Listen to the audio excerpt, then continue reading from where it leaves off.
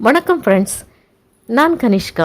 2009க்கு முன்னாடி சிறுவர்களுக்காக ரினோ அப்படிங்கிற ஒரு தொடர் நாவல் எழுதினேன். அந்த நாவலோட 3வது பாகமான ரினோவின் ஆனால் அது நிஜம், இந்த கதையை வெளியிடுறதுக்கு நான் யோசிச்சுட்டு இருக்கிறப்போ ஒரு நண்பர், நீங்கள் நியூ செஞ்சுரி புக் ஹவுஸை நீங்கள் அணுகுங்க, அவங்க உங்களுக்கு உதவி செய்வாங்க.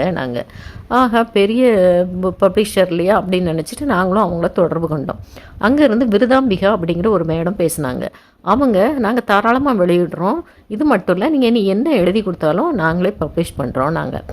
சரி அப்படின்னு எனக்கு ஒரே மகிழ்ச்சி, பெரிய பப்ளிஷரில் நம்ம கதையை வெளியிட போகிறாங்க அப்படின்னு. ஆனால் அதுக்கு பின்னாடி அவங்க பெரிய ஆப்பு வச்சுருக்காங்க அப்படிங்கிறது எனக்கு அப்போது தெரியாமல் போச்சு.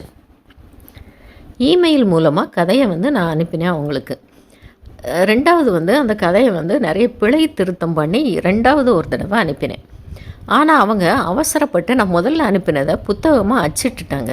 அச்சிட்டு எனக்கு ஒரு 6 பிரதிகள் மட்டும் அனுப்பி வச்சாங்க. நான் புத்தகத்தை திறந்து பார்த்தா ஒரு அதிர்ச்சி. என்னென்னா, காப்பிரைட் உரிமத்தை பப்ளிஷர்னு போட்டிருந்தாங்க. அது மாதிரி இல்லை, நிறைய பிழைகள் புத்தகத்தில். உடனே அவங்கள தொடர்பு கொண்டு கேட்டேன், என்ன இப்படி பண்ணிட்டீங்க? ஒரு இவ்வளோ பெரிய பப்ளிஷர் இத்தனை பிழைகளுடைய புக்குகளை வெளியிடுவாங்க, அது மட்டும் இல்லை, காப்பிரைட் உரிமம் உங்களுக்கு யார் கொடுத்தது? நான் உங்களுக்கு எதுவுமே கொடுக்கல, எதுவுமே பேசலையே அப்படின்னு. அப்படிலாம் கிடையாது மேடம், நாங்கள் அப்படி தான் இருக்கோம், அதனால் ஒன்றும் பிரச்சனை இல்லை, நீங்கள் அதை பற்றிலாம் ஒன்றும் நினைக்க வேண்டாம். நாங்கள் என்ன நினைக்க வேண்டாம், காப்பிரைட் உரிமை நீங்கள் எனக்கெல்லாம் கொடுக்கணும், புத்தகங்கள் நீங்கள் எனக்கு அனுப்பணும் அப்படின்னு. இல்லை, நாங்கள் 6 பிரதிகள் தான் உங்களுக்கு அனுப்புவோம், மீதியெல்லாம் நாங்கள் தரமாட்டோம். அப்போ எனக்கு பணம் வேணும் இல்லைனா. அதுக்கு சைலண்ட் ஆகிட்டாங்க, ஃபோனை கட் பண்ணிட்டாங்க. திரும்பவும் நான் கேட்டேன், அவங்க எதுவுமே பேசலை, என்னைய கொஞ்சம் மிரட்டுற மாதிரி பேச ஆரம்பிச்சிட்டாங்க. நம்ம ஒரு அக்ரிமெண்ட் போட்டுருவோம், அக்ரிமெண்ட்டில் எழுத்தாளருக்கு 6 பிரதிகள் மட்டும்தான் கொடுப்போம், காப்பிரைட் பப்ளிஷருக்கு தான். இந்த கதையை திரைப்படமாகவோ தொலைக்காட்சி தொடராகவோ எடுத்தால் எழுத்தாளருக்கு எந்த ஆட்சேபனையும் இல்லை அப்படிங்கிற மாதிரி ஒரு அக்ரிமெண்ட் போடுவோம். எவ்வளோ ஏமாளியாக நம்மளை நினைக்கிறாங்க பாருங்கள். நான் சொன்னேன், அப்படிலாம் போட முடியாது, இப்படி எங்களெல்லாம் ஏமாத்துறீங்க, உங்களுக்கு இவ்வளோ பெரிய பப்ளிஷர் இப்படி தான் ஏமாற்றிட்டு இருப்பீங்களா? ஒரு கதையை கொடுத்தா அதுக்கு என்ன பண்ணணும்னு நீங்கள் தெரியாதா? இதுக்கு முன்னாடி நான் கொடுத்தவங்களாம் எனக்கு புக்கு தான் அச்சிட்டு கொடுத்தாங்க அப்படின்னு. நாங்கள் அப்படிலாம் தரமாட்டோம் அப்படின்ட்டு அதுக்கப்புறம் அவங்க என்னை காண்டாக்ட் பண்ணவும் இல்லை, பேசவும் இல்லை. நம்ம நம்ம கற்பனை திறனை வளர்த்து ஒரு சில நேரங்களில் தூக்கம் இல்லாமல் கூட அந்த கதையை நம்ம எழுதியிருப்போம்.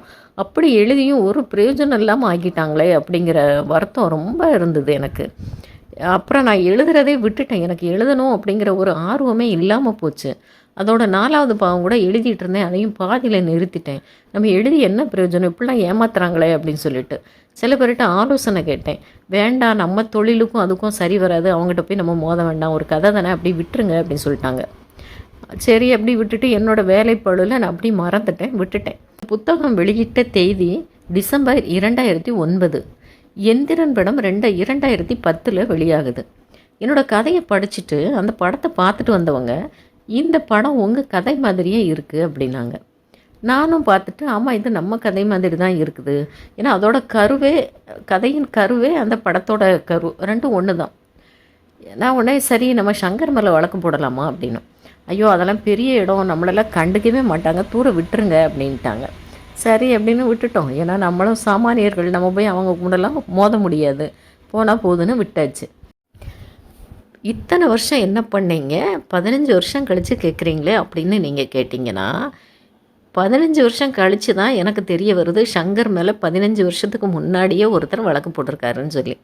ரொம்ப மகிழ்ச்சியாக இருக்குதுங்க. என்னால் செய்ய முடியாது, எனக்கு அந்த அளவுக்கு தைரியமும் இல்லை, அன்னைக்கு பலமும் இல்லை. சரி, இன்னொருத்தர் போட்டிருக்காரு, அதை பார்த்து நான் ரொம்ப மகிழ்ச்சி அடைகிறேன்.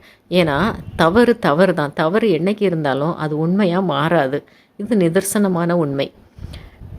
15 வருஷத்துக்கு முன்னாடி நான் அந்த நியூ செஞ்சுரி புக் ஹவுஸோட போராடி என்னோடய காப்பிரைட்டை வாங்காதது என்னோடய தவறு. அன்னைக்கு என்னால் இயலலை. இன்னொன்று, அந்த நியூ செஞ்சுரி புக் ஹவுஸு என்னோடய காப்பிரைட்டை எடுத்தது, என் அனுமதி இல்லாமல் எடுத்தது அவங்க தவிர நான் எந்த கையெழுத்தும் போட்டு கொடுக்கவில்லை. என்னோடய இயற்பெயரும் வேறு.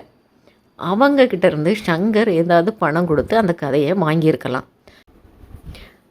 சங்கர் அந்த எந்திரன் படம் எடுக்கும் பொழுது எந்த கதாசிரியர்களையும் கலந்து ஆலோசிக்காமல் அனுமதி பெறாமல் படம் எடுத்ததும் அவர் தவறு தான்.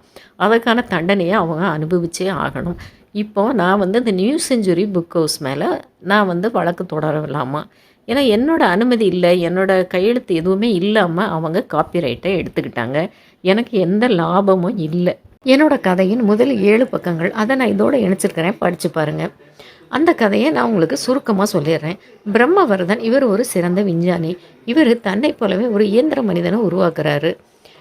அதை உலகுக்கு அறிமுகப்படுத்தணும் அப்படிங்கிற ஒரு ஏற்பாடுகள் நடக்கு. பெரிய அரங்கம், உலகத்தில் உள்ள பெரிய பெரிய விஞ்ஞானிகள், தலைவர்கள் எல்லாருமே ஆவலோடு காத்துட்ருக்காங்க. பிரம்மவர்தன் தன்னோட படைப்பான அந்த எந்திர மனிதன், அதற்கு பெயர் ஜுனோ, ஜுனோவை கூட்டிகிட்டு மேடைக்கு போகிறாரு. யாராலையும் பிரம்மவர்தன் யார், ஜுனோ யாருன்னு கண்டுபிடிக்க முடியல. பிரம்மவர்தனே அறிமுகப்படுத்துகிறாரு. தான் உருவாக்குன அந்த இயந்திர மனிதன் இந்த ஜுனோ தான் அப்படின்னு அறிமுகப்படுத்துகிறாரு. எல்லாருக்கும் ஆச்சரியம், எப்படி இவ்வளவு சிறப்பான படைப்பாக இருக்கே அப்படின்னு. எல்லாரும் அதோட திறமையை சோதிக்க விரும்பி கேள்விகளை கேட்குறாங்க. ஜுனோ ரொம்ப திறமையாக புத்திசாலித்தனமாக பதில் சொல்கிறது. எல்லாருக்குமே ஆச்சரியம், அதிசயமாக இருக்குது. ஆனால் அங்கேயும் பொறாமைகள் ஏற்படுது, பல எதிர்ப்புகளும் ஏற்படுது. இது இயற்கையை மீறின படைப்பு அப்படிங்கிறாங்க. ஆனால் பிரம்மவர்தன் எதுக்குமே கவலைப்படாமல் ஜுனோவை கூட்டிகிட்டு வெளியில் வர்றாரு. அதற்கு பின்பு இந்த ஜுனோ பிரம்மவர்தனை தன்னோட கண்ட்ரோலுக்கு கொண்டு வருது. இதுதாங்க இந்த கதையோட சுருக்கம். இப்போ சொல்லுங்கள், என்னோட கதை எந்திரன் கதை மாதிரி இருக்கா இல்லையா? நான் இதுக்காக யாருக்கிட்டையும் போய் எதுவும் கிளைம் பண்ணணும்னு நான் விரும்பலை. என்னோடய ஆதங்கத்தையும் என்னோடய வேதனையும் நான் உங்ககிட்ட பரிமாறிக்கிறேன். என்னோடய நாவலில் வர சின்ன சின்ன கதைகள், அதாவது கொலைகார மரம், செவ்வாய் கிரகம், 2 சூரியன்கள், அற்புத கிரகம், இது மாதிரியான சின்ன சின்ன கதைகளை என்னோடய தென்காசி கனிஷ்கா அப்படிங்கிற சேனலில் வீடியோவாக போட்டிருக்கிறேன். விருப்பப்பட்டால் பாருங்கள். நன்றி, வணக்கம்.